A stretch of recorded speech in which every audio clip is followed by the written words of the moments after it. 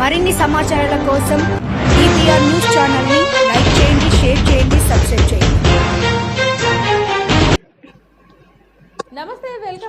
తూర్పు గోదావరి జిల్లా సామాజిక న్యాయం సీఎం జగన్ ఘనతే. రాజమండ్రి బహిరంగ సభలో మంత్రులు వైఎస్ఆర్సీపీ రాష్ట్ర వ్యాప్తంగా తలపెట్టిన బీసీ ఎస్సీ ఎస్టీ మైనారిటీ సామాజిక న్యాయ బేరీ బస్సు యాత్ర శుక్రవారం తూర్పు గోదావరి జిల్లాలో అడుగుపెట్టింది.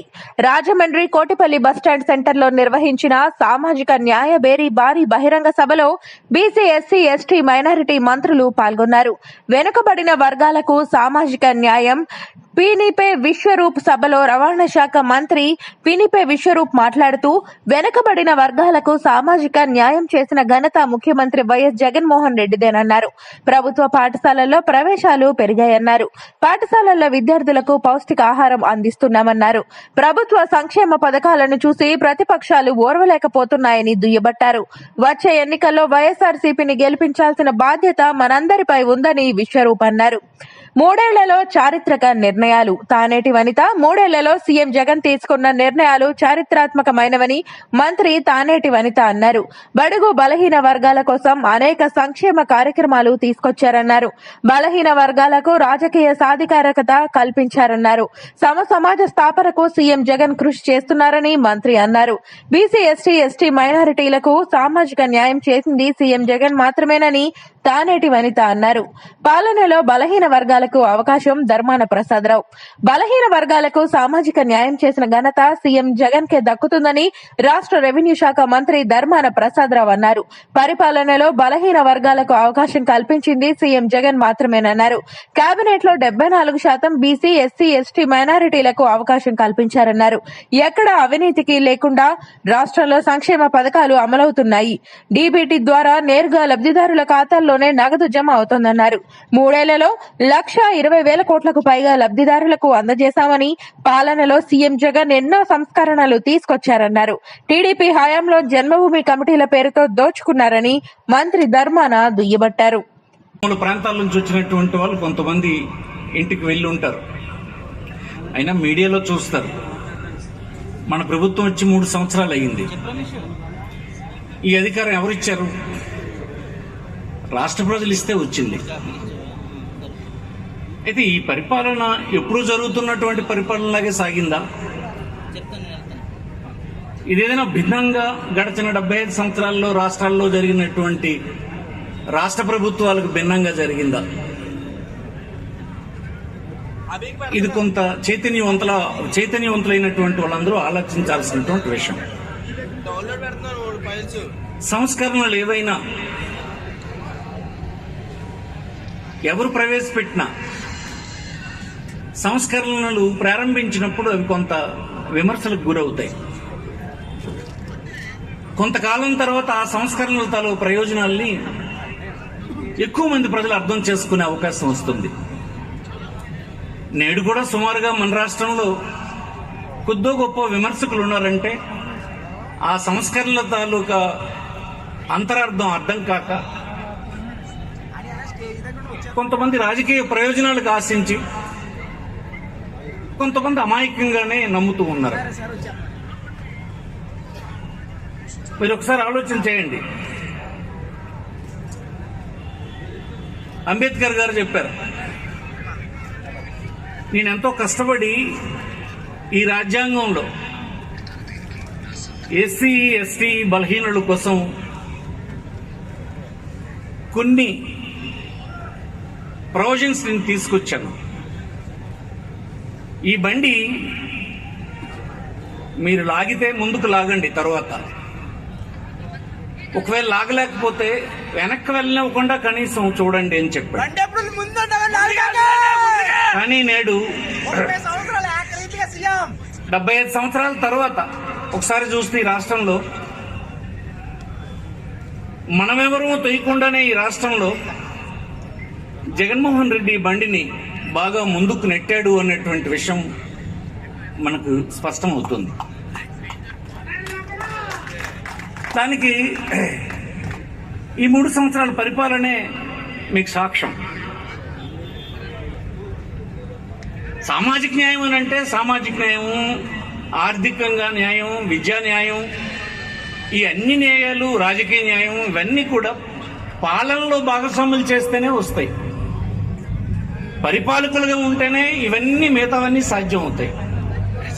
పరిపాలనలో ఇలాంటి వర్గాలకు అవకాశం రాకుండా సామాజిక న్యాయం రమ్మంటే రాదు.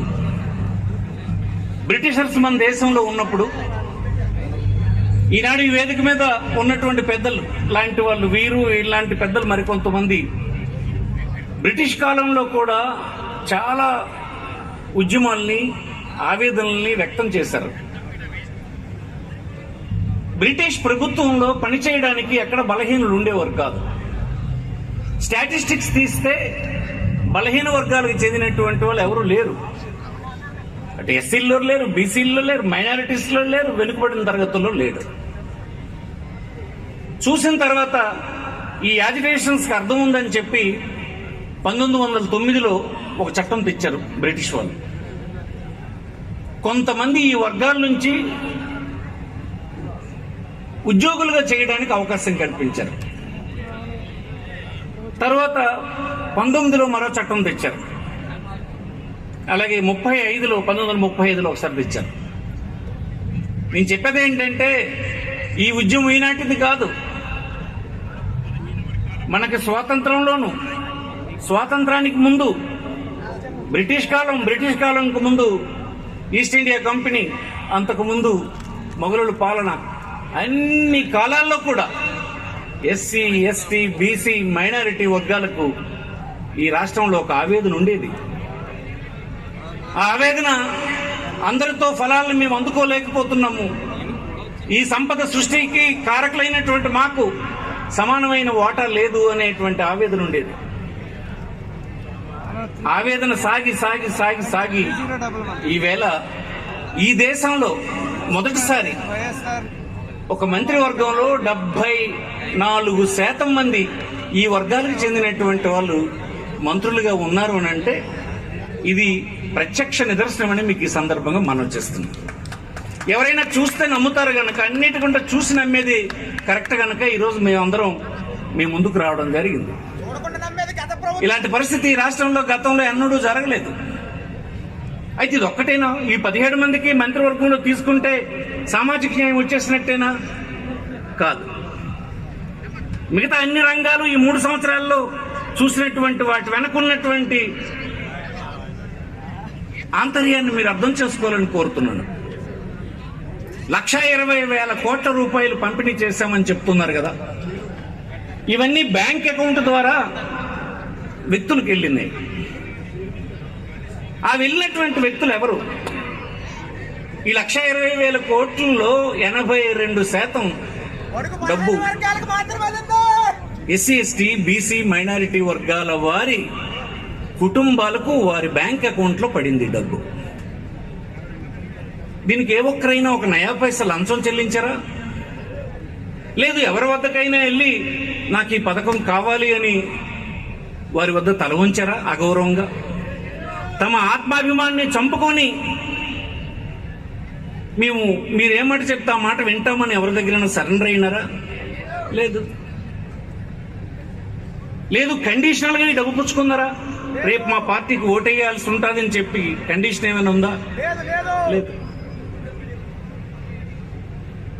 ఎవరి వద్ద ఎలాంటి ఆత్మాభిమానాన్ని చంపుకోకుండా గౌరవంగా అందుకునేటువంటి పద్ధతి ఒక గొప్ప విషయం అని మీకు ఈ సందర్భం మనం చేస్తుంది. ఇదే చంద్రబాబు కూడా ఇచ్చాడు. నేను ఒక 1,000 రూపాయలు ఇచ్చానని చెప్తుండేవాడు. నిజమే, ఇచ్చాడు 1,000 రూపాయలు. కొంతమందికి అతను కూడా పెన్షన్ రూపాయలు ఇచ్చాడు. 1,000 రూపాయలు అందుకోవడానికి ఆనాడు ఏం చేయాలి? మళ్ళీ మొదటి కదే రాజుగారి దగ్గర చిత్తం బత్తం అన్నట్టుగా మళ్ళీ ఊర్లో ఉండేటువంటి తెలుగుదేశం బ్రోకర్ ముందు, జన్మభూమి కమిటీ అనేటువంటి బ్రోకర్ ముందు మళ్ళీ చిత్తం బత్తమే. ఇదే కదా మీ ఉద్దని ఎప్పటి నుంచి పోరాడుతుంది. అదే కనీసం రాజ్యాంగం వచ్చిన తర్వాత అయినా రాజ్యాంగంలో ఉండేటువంటి మౌలిక సూత్రాల ఆధారంగా ఏ వ్యక్తి అయినా, ఏ కుటుంబం అయినా హాయిగా జీవించడానికి, ఆత్మాభిమానంతో జీవించడానికి సరిపడేటువంటి ఏర్పాటు ఈ దేశంలో పాలకులు తేవాలి అనేటువంటిది రాజ్యాంగం చెప్పినటువంటి అంశం.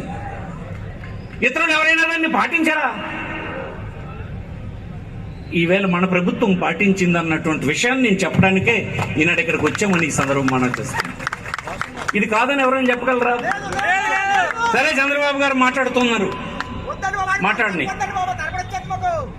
ఈ బలహీనులకి 1,00,00,000 కోట్లు, 1,20,000 కోట్లు కదా మనం బదిలీ చేస్తాం మూడు సంవత్సరాల్లో. చంద్రబాబు ఇన్ని రోజులు తిరిగాడు కదా, అదేదో పేరు పెట్టుకుని వచ్చాడు ఆయన. బాదుడే బాదుడు అనుకుని ఊరకనే వచ్చాడు. ఈ బాదుడులో కనీసం ఆరోపణ చేయగలిసాడా? ఫలానా కార్యకర్త ఈ పథకాన్ని కుటుంబానికి అందించడానికి రూపాయి లంచం తీసుకున్నాడని తీసుకోవడం కాదు, ఆరోపణైనా కనీసం ఈ రాష్ట్రంలో ఉండే ప్రతిపక్ష నాయకుడు చేయగలిసాడా అని అడుగుతున్నాను నేను. ఇది కదా మార్పు అంటే, ఇది కదా పాలనలో వచ్చిన సంస్కరణ అంటే, ఇది కదా వెనుకబడిన తరగతుల ఆత్మాభిమానం అంటే, ఇది కదా ఎస్సీ ఎస్టీ మైనారిటీ వర్గాలకి గౌరవించడం అంటే. ఇది చంద్రబాబు మర్చిపోయినాడని నేను మనం చేస్తున్నాం.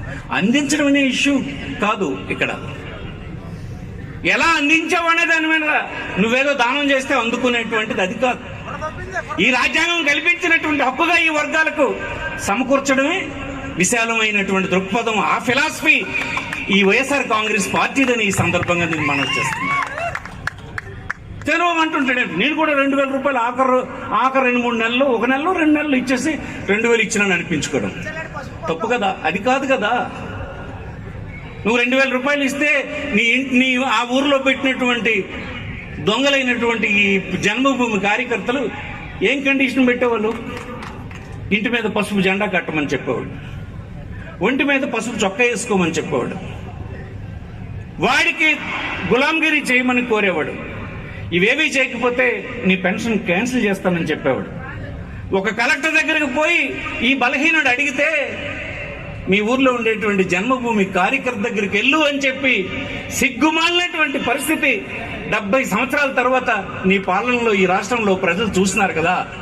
దానికి ఈనాడు ఈ 3 సంవత్సరాల్లో చేసినటువంటి ఈ గౌరవప్రదమైనటువంటి పరిపాలనకి ఎంత తేడా ఉందో మహానాడులో ఒక్కసారి నువ్వు చర్చించాలని ఈ సందర్భంగా కోరుతూ ఉన్నాను, క్షమాపణ చెప్పాలని కోరుతూ ఉన్నాను.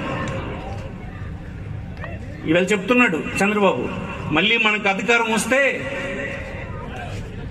కార్యకర్తలకే అంతా ఇచ్చేస్తాడట. అంటే మళ్ళీ ఈ జన్మభూమి కార్యకర్తలు లాంటి దొంగలు మళ్ళీ ఓళ్ల మీద పడి దోచుకోవడానికి ఈ రాష్ట్రంలో మళ్ళీ సిద్ధమవుతారనమాట. అదే కదా నువ్వు చెప్తుంది. ఎంత తప్పుడు వరవడిని నువ్వు ఈ రాష్ట్రంలో చూపించావు. అంచేది ఇది జాగ్రత్త పడాల్సినటువంటి అంశం. అది మనం అడుగుతుంది ఏంటి? మనం అడుగుతుంది ఈ రాష్ట్రంలో ఉండేటువంటి అభివృద్ధి చెందిన వర్గాల్ని తక్కువ చూడమని కాదు, మీతో సహా మమ్మల్ని కూడా గౌరవించండి అని అడుగుతున్నాము. మీతో ప్రపోర్షనేట్ గా మాకు అన్ని సమానంగా పంపిణీ చేయండి అని అడుగుతున్నాం. ఈ అడగడం ఎప్పటి నుంచో మనం ప్రారంభించాం, కొన్ని శతాబ్దాల నుంచి చేశాం. అనేక మంది అంతరించిపోయినారు. ఈవేళ మన కోరిక అడగకుండానే చేసినటువంటి నాయకుడు ఈ రాష్ట్రంలో జగన్మోహన్ రెడ్డి అని ఈ సందర్భంగా నేను ఇది ఎవరైనా ఒప్పుకో తప్పదని చెప్తున్నాను. కొన్ని ఉద్యమాలు చేస్తే వచ్చాయి, కొన్ని ఆందోళనలు చేస్తే వచ్చాయి. ఈ విషయంలో అనేక దశాబ్దాలుగా శతాబ్దాలుగా జరుగుతున్నటువంటి ఆవేదనని ఇవాళ మన రాష్ట్రంలో మనమెవరూ ఉద్యమం చేయలేదే, మనమెవరూ దీనికోసం ఆందోళన చేయలేదే, ప్రాణాలు త్యాగాలైతే ఇప్పుడైతే ఈ జనరేషన్ లో ఈ 3 సంవత్సరాల్లో మనం చేయలేదే. స్మూత్ గా ట్రాన్స్ఫర్ అయింది కదా. మరి ఒక నాయకుడు తన గొప్పతనం కదా, ఒక నాయకుడి యొక్క హృదయంలో ఉండేటువంటి భావజాలం కదా. ఇది మనం నిలబెట్టుకోవాల్సినటువంటి అవసరం ఉందని ఈ సందర్భం మనం చేస్తున్నాం. 3 సంవత్సరాల పాలనలో జరిగింది ఏమిటి? ఇందులోంచి తప్పులు చూపిస్తారు. ఇప్పుడే మన విశ్వరూప్ చెప్పినట్టు డబ్బు పనిచేస్తున్నాడు జగన్మోహన్ రెడ్డి అంటున్నాడు. పనిచేస్తున్నాడు అంటే ఏంటి మీ ఉద్దేశం? ఒకవేళ మీ ప్రభుత్వానికి, మీ పార్టీకి మళ్ళీ ఈ రాష్ట్రంలో అధికారం ఇస్తే ఇవన్నీ తీసేస్తామని కదా అర్థం. ఈవేళ పనిచేస్తున్నటువంటి మనీ ఏ అవినీతి లేకుండా నేరుగా ఎవరి ఖాతాల్లోకి వెళ్తుంది. ఈ రాష్ట్రంలో ఉండేటువంటి ఈ వర్గాలు సంతోషంగా ఉండడానికి కారణం ఏంటి? ఈ వర్గాలు తలెత్తుకొని ఆత్మగౌరవంతో బ్రతకడానికి ఉన్నటువంటి ప్రభుత్వం ఏంటి కారణం? ప్రభుత్వమే కదా కారణం. 2 సంవత్సరాలు పెద్ద ఎత్తున కరోనా వస్తే ఏ ఒక్క పేద కుటుంబం కూడా ఈ రాష్ట్రంలో కూలి దొరకలేదు, ఆకలితో ఉన్నాము, కన్నీరు పెట్టినటువంటి సందర్భం ఒక్క కుటుంబంలో ఎక్కడైనా చూసామా? ఎవరి వల్ల సాధ్యమైంది? ఒక విశాల దృక్పథం కలిగినటువంటి ముఖ్యమంత్రి ఉండడం వల్ల అడగకుండానే 9 నెలలు వారికి డైరెక్ట్ గా సరుకులన్నీ వారికి ఉచితంగా పంపిణీ చేస్తే హాయిగా ఏ ఒక్క కుటుంబం చింత లేకుండా ప్రమాదకరమైన పరిస్థితుల్లో జీవించినాం కదా. ఇది కదా పాలకుడికి ఉండాల్సింది, ఇది కదా మన రాజ్యాంగం చెప్పినటువంటిది. ఈ గౌరవప్రదమైన జీవితాన్ని మనం వైఎస్ఆర్ కాంగ్రెస్ పార్టీ ద్వారా సాధించాం. వైఎస్ఆర్ కాంగ్రెస్ పార్టీకి నాయకుడైనటువంటి జగన్మోహన్ రెడ్డి చేత సాధించి, ఇది ఎవరైనా చెప్పడానికి మొమ్మట పడాల్సిన అవసరం లేదు. ఇది జరిగినటువంటి ప్రత్యక్ష సాక్ష్యం ఈ సందర్భం మనవి చేస్తుంది. జనరల్ గా మనం చూస్తుంటాం, అమృతం అనేది దేవతలకి రాక్షసులకి దొరికితే వాళ్ళు పంచుకొని తినేస్తారు, తాగేస్తారు. అదే తల్లిదండ్రులకు అందిందనుకో, ప్రేమగా పిల్లలకి ఇచ్చేసి వీళ్ళు తీసుకోకుండా పిల్లలకి ఇచ్చేస్తారు. అదే చంద్రబాబు దొరికిందనుకో,